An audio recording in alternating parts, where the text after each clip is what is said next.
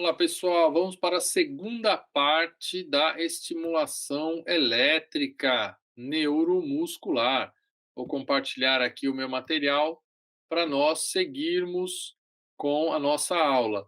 Se você está chegando agora, a primeira aula que você assiste, para tudo, vai lá no nosso material que está disponível todo para vocês, essa coisa linda que a Fisiovital está fazendo, esse projeto maravilhoso que a Fisiovital está fazendo. Vai lá, procura a Fisiologia Muscular do Exercício, parte um, começa por lá, tá bem? Porque tem vários conceitos que estão empregados aqui que sem aquele conhecimento não vale a pena, tá? Eu preparei isso com muito carinho, a Ju e o André pediram para eu fazer isso, não é?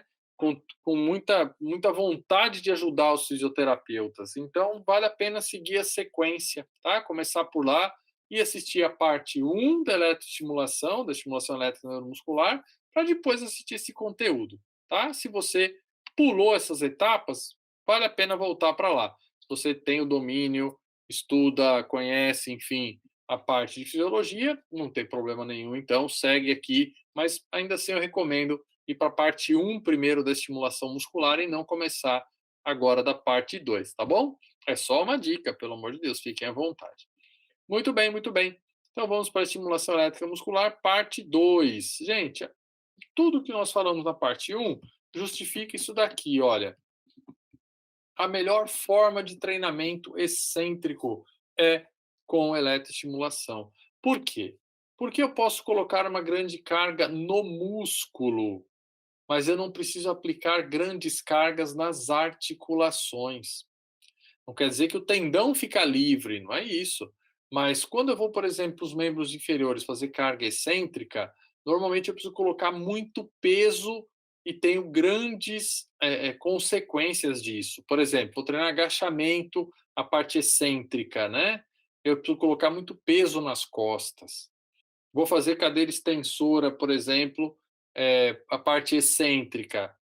Eu tenho um grande sofrimento para a patela, porque eu tenho uma grande sobrecarga lá longe do joelho, no pé, né? Então tudo isso acaba fazendo com que esses exercícios sejam uma grande sobrecarga para o nosso corpo, ok? Então vale a pena nós pensarmos aí em fazer alguma coisa um pouquinho mais, como posso dizer, um pouco mais moderada, tá? Um pouco mais moderada, tá bom? Vamos que vamos. Então eu coloco a estimulação muscular e faço isso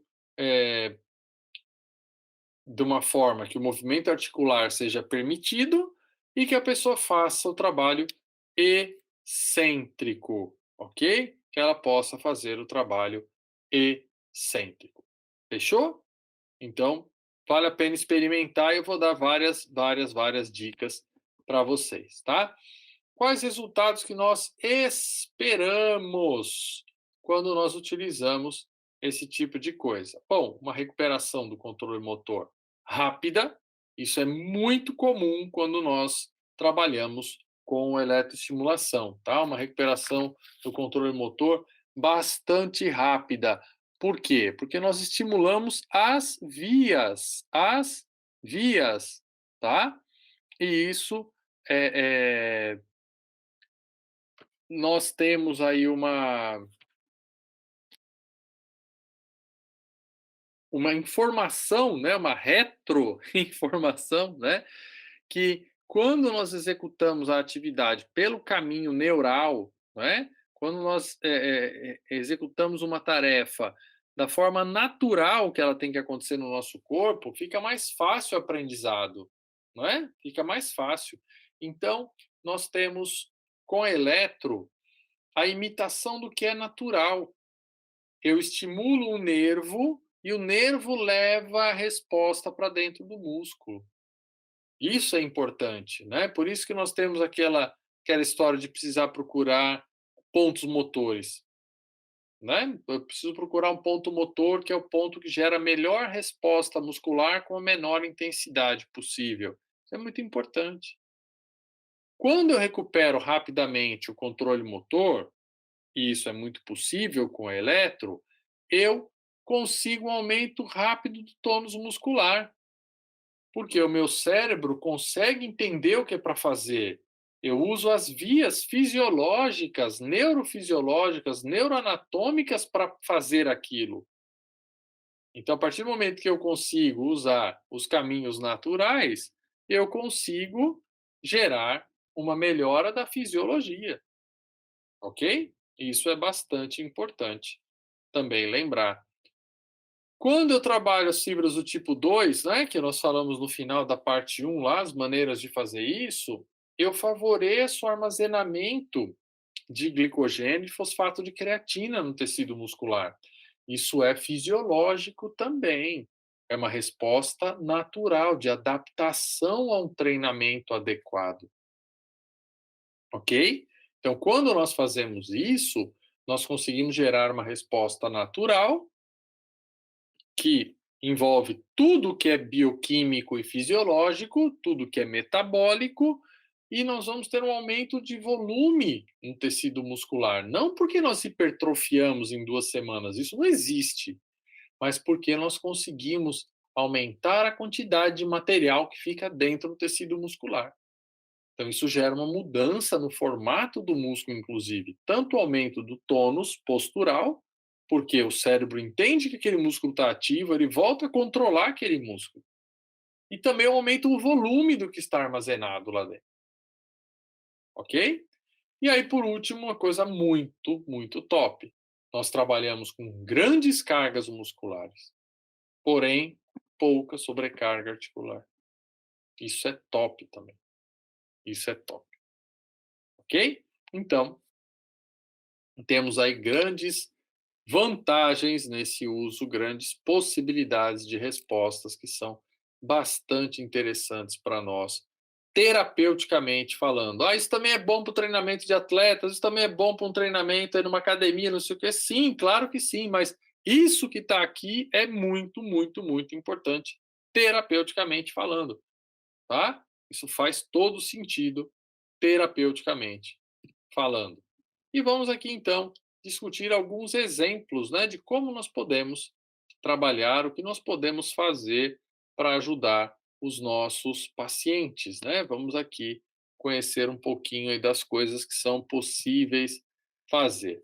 Olha lá uma associação do laser com a eletro, né? Eu posicionei os eletrodos e fiz o laser e depois choque na paciente, né? Depois de trabalhar a parte de laser, por exemplo, nessa paciente, ela tinha um déficit muito grande do vasto interno, né? Então, eu usava um no reto femoral e um no vasto medial ou vasto interno, né? Porque a patela dela tendia a lateralizar. Dá uma olhadinha aqui, ó, o ressalto que tem aqui, né? E nós conseguimos corrigir muito rapidamente isso. Ela melhorou muito rapidamente. Usava o laser para prevenir fadiga e fazia o treinamento, ela fazendo exercícios voluntariamente, primeiro com isometria, depois exercícios em pé, né, usando alguns agachamentos com pequena amplitude para não ter a sobrecarga patelar tão grande, sempre com a eletro, porque eu tenho o recrutamento deste músculo. Como eu posso recrutar só o vasto medial voluntariamente? Gente, é impossível, né? Não consigo só o vasto medial. Com a eletro eu consigo colocar uma carga maior no vasto medial, né? Eu poderia ter colocado um outro elétrodo aqui, um outro eletrodo aqui. Portugal fala eletro, no Brasil eletrodo. Ah, meu Deus do céu. Vai fazendo confusão. Aqui é em francês, e na Espanha é outra coisa. Vamos lá. Às vezes eu confundo um pouco. Me desculpem.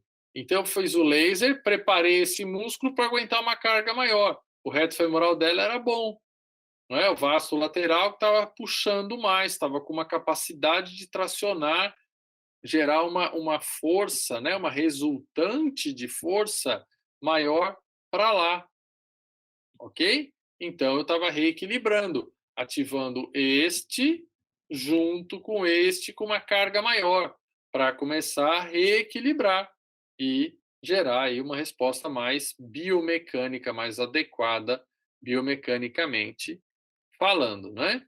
Aqui, olha, um exercício para uma atleta que tinha operado o joelho, depois deixaram-na um mês com imobilização. E aí nós tivemos a possibilidade de tratar ali, fazendo um trabalho com eletroestimulação, com a borrachinha lá para ela ter um pouco mais de consciência, que ela ficou um mês imobilizada, ela perdeu totalmente a consciência do movimento. Então, nós queríamos um recrutamento lá do quadril, não é? E ela tinha que fazer o arco do pé, se vocês notarem, ela faz uma pressão dos dedos aqui e aqui, que é o que a gente pedia no exercício, né?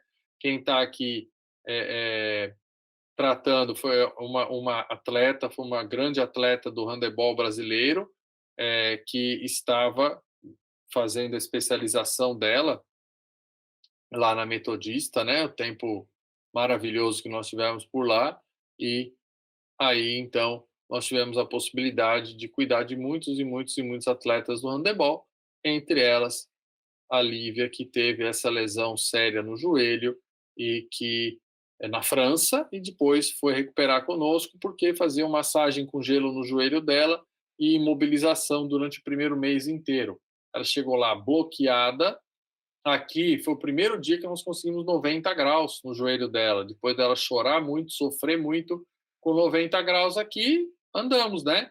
Se dá para fazer 90, vai treinar. E aí treinamos aqui. Então, veja, uma correção do valgo dinâmico que começou por aqui. Né? Foi o primeiro dia que ela conseguiu fazer 90 graus, nós já fizemos isso, com carga na coxa, né, que estava muito inibida, muito inibida. Tá? E fizemos o trabalho depois, claro, com posterior, tudo, né? Isso aqui é um exemplo aí do que se fazia. Eu ficava 1h15, 1h20 treinando lá na fisioterapia conosco, né? Na reabilitação, para depois seguir o caminho dela. E ela tinha pensado em nunca mais jogar, depois voltou a jogar, jogou muito bem, ainda por algum tempo. Aqui o Japa, um outro atleta, o Gustavo Nakamura, que foi um grande, grande, grande atleta do handebol brasileiro também. Algumas lesões, enfim. Esse daí foi depois da terceira cirurgia lá naquele joelho. E aí que eu peguei para achar algumas coisas, né? Então ele tinha uma grande inibição do glúteo médio e do glúteo mínimo por presença de trigger points. E isso fazia sempre um valgo com uma pequena torção que acabou levando a uma degradação muito grande dos meniscos. Então, sempre cirurgias para conseguir consertar o menisco e tal. Quando aumentava a intensidade dos treinos, o joelho apitava e, infelizmente, ele não conseguiu disputar nenhuma Olimpíada porque o aumento da intensidade dos treinos fazia que o joelho apitasse, né? Então, aí ele tinha aqui, nessa região do quadril, né? E na coxa, eletrodos dando choque, enquanto ele fazia o treininho aí na cama elástica.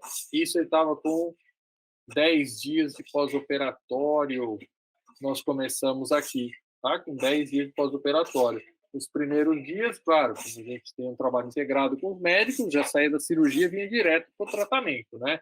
A gente aqui vai ficar em casa, sem fazer nada durante não sei quanto tempo, não, já vinha direto para a fisioterapia, né? Então, aí mais um exemplo que a gente pode fazer. Então, aqui, primeiro, nós começamos com uma ativação mais nível postural, para não gerar fadiga, né? Então, era um recrutamento de baixa intensidade, que ele aguentava fazer aí atividades por longo período de tempo. Claro que não era tudo feito no trampolim acrobático, né? Mas muita coisa era feita aí, com certeza absoluta, tá? Aqui, olha, um trabalho de recuperação, de flexão com um paciente que tinha muito medo, muita cinesiofobia, eu usava o skate para o Johnny puxar o skate, né? E fazer aí esse trabalho, tá? Para conseguir uma melhora, enfim, da amplitude de movimento, né? O nosso objetivo era conseguir quebrar o medo do movimento e fazer uma ativação muscular um pouco melhor. Então, aqui nós fazíamos, tinha um canal trabalhando vasto, medial e reto, tá? E o outro no músculo que ele já tinha antes da cirurgia, ele já tinha um déficit, que eu fiz o pré-operatório e tentei trabalhar isso, né, que era que a parte externa, o bíceps, né, cabeça longa, cabeça curta, ele tinha um déficit muito grande de ativação. Então a gente foi conseguindo corrigir posição de tíbia, uma ativação melhor, mas aqui então ele tinha choque. Para puxar, fazia o excêntrico daqui. Depois, para extensão, fazia o excêntrico posterior, né? Eu tinha ao mesmo tempo o recrutamento anterior e posterior. Então, na flexão, fazia o excêntrico dos músculos da frente, e na extensão, fazia excêntrico dos músculos de trás, né? Isso foi um trabalho, claro, bem inicial, né? Um trabalho bem de começo aí para conscientização, para o ganho de para o ganho de percepção motora, de controle motor, né? Ativação dos músculos, conscientização da capacidade que ele tem de fazer o movimento sem sentir dor. Para vocês terem uma ideia, esse paciente aqui, no primeiro dia eu falei, dobra o joelho, né? Ele ficou travado, ele não conseguia dobrar o joelho. E eu, meu Deus, o que eu vou fazer, né? Ele tentava, eu fazia do outro lado, por exemplo, contra-resistido, não sei o quê, tal, blá, blá, blá, tudo bem. Quando vinha pro lado de cá, não ia. Aí eu falei, puxa vida, eu vou tentar ver como eu consigo enganar o cérebro dele, porque ele conscientemente falava, meu Deus do céu, o que está acontecendo? Ele tentava fazer flexão, ficava até pálido. Ele, o que está acontecendo? Por que eu não estou conseguindo, né? E eu lembrei que ele gostava muito de fazer exercícios com skate, antes da cirurgia, né? Então, o que eu. Sei lá, na minha cabeça, eu falei, vou colocar o skate, quem sabe isso dá alguma. E aí eu falei, puxa o skate. Eu não falei, dobra o joelho. Aí eu vim até filmar. Notem que eu tô aqui na cabeça dele, né? Então eu segurei o telemóvel aqui do lado, o celular aqui do lado e comecei a filmar, olhando lá o exercício, tal, beleza? Concentra, hein? E fiquei ali parado do lado, olhando. E ele puxando, esticando. Ele estava concentrado no skate. O skate rodar direitinho, não pegar a perna dele com a roda, e lá, pronto, é que ele estava concentrado. E ele conseguiu fazer o excêntrico, concêntrico, numa boa. Não é? Conseguiu fazer numa boa, tá? Nesse caso, por que eu estou usando tantas faixas e tal? Como o paciente com pelos e que não queria raspar para ficar melhor, então eu bisuntava de gel e usava os eletrodos de borracha, né? Eu gosto muito mais de fazer o trabalho de eletromuscular com autoadesivos, mas se a pessoa tem pelos assim, tem que encher de gel para melhorar o contato e trabalhar com os eletrodos de borracha.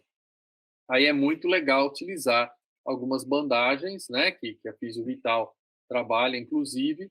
A gente pode usar as autoaderentes, né, que não vai grudar no pelo da pessoa, ou mesmo as elásticas que a Fisio Vital vende, que são mais usadas para drenagem de edemas, mas elas são muito boas para fazer isso também.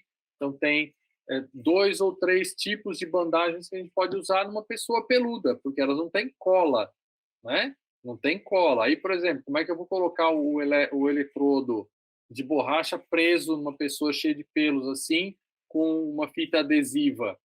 Né? Não dá, não tem como. Então, nós temos grandes opções, né, de faixas elásticas, como essa daí, por exemplo, né, que pode te ajudar a manter estável, né? Fica no lugar, os eletrodos ficam no lugar, tá bem? Eu acabei não falando isso lá, mas vocês viram, né? O Nakamura pulando, né? Aqui, saltando, olha, isso aqui era uma faixa também, é uma que até hoje a Fisio Vital comercializa, tá? Até hoje a Fisio Vital comercializa essa daqui.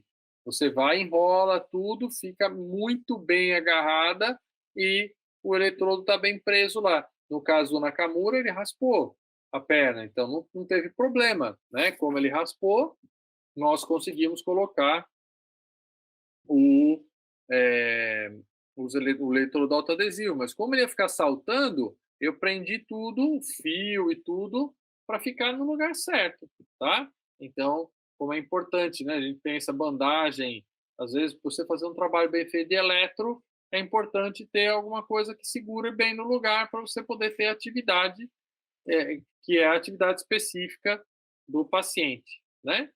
Aqui um outro paciente meu que usava tanto aqui, ó, para melhorar a ativação glútea, que ele tinha uma força péssima de glúteos, e nós temos que ter um equilíbrio, né? Não, eu não sou daqueles que é glúteo médio resolve tudo na vida. Não, não é assim.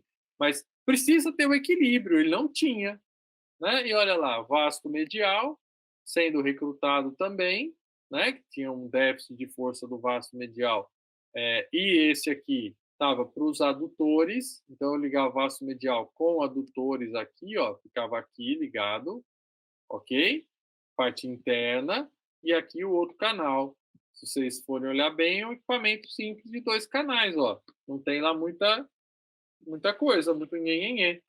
Gosto de colocar outros recursos junto quando a pessoa tem condições, né? Tem já característica física, tem um avanço físico para sustentar mais.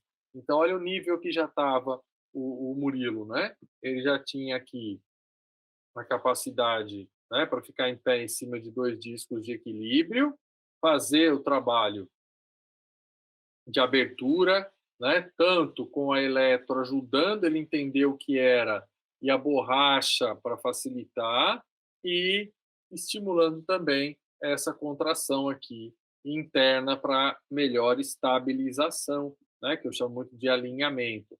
Nota que aí era muita coisa, né? Olha o tronco lá na frente, ó, tinha que compensar. Então a gente ia corrigindo, né? O trabalho é feito para isso, né? Por isso que a gente trabalha, a gente existe, né?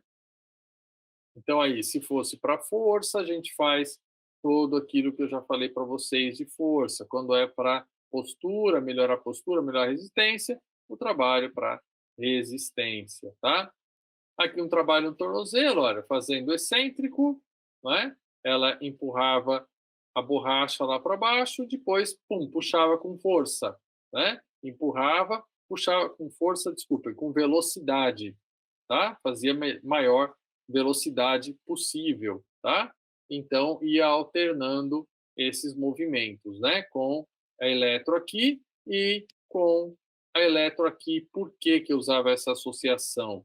Porque a Gigi ficou com déficit de extensão do joelho depois de uma lesão séria no tornozelo. Fizeram um tratamento muito ruim com ela, médico, né? De imobilização, de erros na posição da imobilização, enfim, gerou um monte de consequências muito ruins, tá? Muito ruins mesmo. Então aí nós fomos consertando com ativação muscular e já estava numa boa fase de recrutamento, um bom ganho de amplitude, por isso que ficava esse espaço aqui. E aqui para dar liberdade para o tornozelo trabalhar, né? Dorsiflexão, flexão plantar, para ganhar as amplitudes, e a gente tinha esse bom trabalho, tá? Então, o que, que ela fazia? Ela segurava para resistir para a flexão plantar, e depois cedia a borracha, puxava com força, aí puxava com a borracha para ajudar a alongar mais e fazia flexão plantar. E isso o choque ficava o tempo todo, forçando a extensão e forçando a dorsiflexão com eversão. Ela tinha que controlar isso tudo, uma atividade bem complexa, né? Bem complexa. Mas foi legal, ela recuperou muito bem. Aqui outro tipo de exercício com a Gi, um shape de skate em cima de um disco de equilíbrio, né? Uma borrachinha aqui embaixo, um tapetinho para não escorregar, claro, isso tudo. E a eletroestimulação no quadríceps para ela ir ganhando de novo o controle motor. Então tem que parar com os dois, abaixa uma perna, abaixa a outra, segura as duas, né? Essa era a minha sala aí no Brasil. O prédio ainda pertence a mim, mas isso tudo não está mais lá, agora, enfim, nem tem mais fisioterapia no espaço, tá?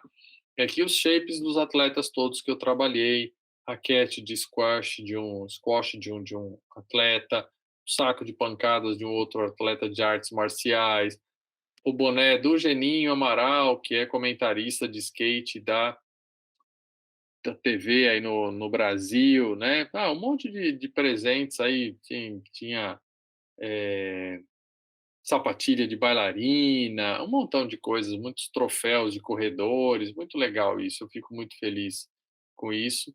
E esse foi um trabalho com a Gigi que foi muito legal, mas ela depois não quis continuar no esporte pelo que fizeram com ela durante a lesão, tanto no esporte quanto os médicos, ela acabou abandonando. Ela tinha um grande potencial para o squash, grande potencial de ser uma grande atleta, mas perdemos uma grande atleta brasileira. Muito bem. Aqui alguns posicionamentos de eletrodos, né? Esse aqui é o material que está lá no capítulo publicado por mim no Profísio, né? Que é de lá de 2016. Aqui para glúteo médio e glúteo mínimo, né? Fazendo exercício como esse, por exemplo, como abdução, ou em pé, tanto faz, né? Pode fazer em pé com borracha, aquele mesmo posicionamento, tá?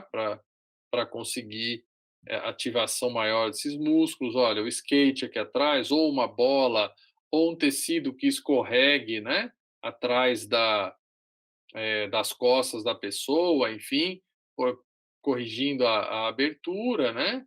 E estimulando lá a, a resposta muscular, né? Aqui também podemos fazer um trabalho para os rotadores, né? Aqui estava só como exemplo, né? Não tinha tensão aqui, até porque fazer a foto e tudo, né? Se deixasse, acabava com o ombro da pessoa lá e tal.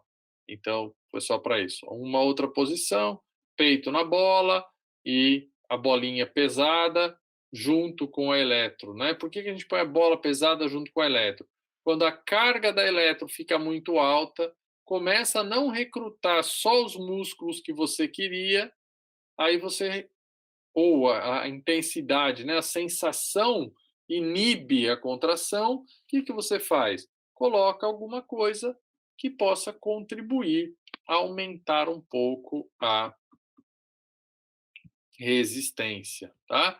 Aqui num vasto interno com adutores, não é? Olha lá, de uma senhora que tinha também, parecido com aquele outro caso que eu falei da, da outra paciente, né? Ela tinha um déficit muito grande do vasto interno e dos adutores, e corrigimos com eletro e com os exercícios, né? Então eu normalmente faço a pessoa primeiro entender o que é, faz só uma pequena extensão, sente o choque, aí eu vou aumentando a intensidade para passar para outros tipos de exercício. Então eu faço a educação para a reabilitação também, né?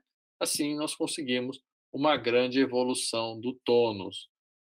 Aqui um trabalho na coxa também, com step, né? Isso aqui para um grupo lá em Belém do Pará, que eu tive a alegria de dar um curso lá. O professor Fabrício me convidou para dar aula numa pós-graduação, né? O professor Fabrício Nascimento, e fui para lá algumas vezes trabalhar tanto com a fono quanto com a fisioterapia, e uma vez foi isso. Fizemos esse trabalho aí, tenho muita gratidão por ele, pelas oportunidades todas que nós desenvolvemos juntos, inclusive até um equipamento que ele desenvolveu para o pessoal da fonoaudiologia utilizar para eletro. Eu tive uma grande participação nas conversas aí, nos nossos papos, ajudou muito a fazer a coisa decolar para o professor Fabrício nessa área também. Tem ali uma estimulação na coxa, olha que legal aqui para o pé, né? Esse paciente tinha um déficit muito grande no recrutamento da musculatura interna do pé aqui, então acabava sempre gerando uma sobrecarga na fáscia e uma hiperativação do flexor do hálux, né? E pouca ativação dos outros músculos. Então, tacando carga nele, né? Toma choque no homem e realmente não era fácil, mas os resultados foram muito positivos para esse paciente também. É mais um bom exemplo que a gente pode seguir aí para usar. Para o reto abdominal, não precisa colocar 45.000 eletrodos, né? Se vocês olharem bem a marca que está aqui, ó, né? Os sinais de contração estão sendo gerados pela eletroestimulação, tá? Isso aqui não é nada o paciente fazendo alguma coisa, é só o choque mesmo fazendo, né. Que é outro atleta olímpico brasileiro, que teve muitos e muitos anos na Europa jogando, ainda, se não me engano, ainda está na Europa, teve uma fratura de patela e depois na recuperação foi lá para o Brasil para cuidar dele, e vejam o desenho que a musculatura fica, né. É realmente uma resposta muscular muito intensa, que acaba fazendo com que o controle motor avance muito rapidamente, tá. Isso é algo muito legal, muito interessante para nós. Muito bem, tá aí gente, olha, meu e-mail, meu Facebook, meu Instagram. Muito obrigado mais uma vez a Físio Vital por essa oportunidade. Teremos mais trabalhos muito bons falando um pouco do uso das bandagens dentro desses programas todos aqui. Tudo isso que eu mostrei aqui, seja o laser, seja eletro, tem como conjugar e manter um nível muito alto de ativação usando o kinésio, por exemplo, melhorando a estabilidade articular para ensinar melhor ainda para o cérebro com as bandagens rígidas, usar as bandagens elásticas autoaderente, por exemplo, para um bom posicionamento dos eletrodos, aumentando o nível de qualidade do nosso trabalho. Tem um monte de coisa, um monte de usos aí que não é só deixar o paciente coloridinho, né? Isso daí eu não suporto isso. Deixar o paciente coloridinho para mim é uma coisa de uma incompetência sem tamanho. Tem que ter função, né? Tem que ter um porquê, tem que ter sentido de usar as bandagens, né? Se não tiver um porquê, um motivo, e se ele não aceitar, ou se você vê que o resultado não aparece por causa da bandagem, não usar. Agora, os resultados na literatura são muito controversos? São. Então, você tem que experimentar. Você não pode garantir para o paciente o que vai acontecer. Mas isso é um outro capítulo que vai estar disponível para vocês também aí, das formas que eu uso, os cuidados com a dor, por exemplo. Tenho tido resultados excelentes usando bandagens no tratamento dos trigger points, por exemplo, das síndromes miofasciais junto com o meu trabalho, não é substituir o meu trabalho pela bandagem, é colocar depois. As drenagens de edema, meu Deus, excelente. Então tem tanta coisa tão boa que acontece, mas eu não prometo para o paciente que aquilo lá vai fazer diferença sozinho, porque é mais um recurso, gente. Faz parte de um todo. Então nós temos que ter também essa sabedoria de não ficar prometendo coisas porque eu vou colar a bandagem no paciente. Aquilo é parte do tratamento, aquilo tem que ter uma estratégia terapêutica envolvida. Aí tudo funciona. Mas isso vai estar disponível também para vocês aí no Clube do Conhecimento, né, da Físio Vital, tá bom? Gente, muito obrigado, espero que vocês tenham gostado dessas horas que eu preparei por agora, muito mais coisa por vir. Fiquem bem aí, um abraço. Obrigado.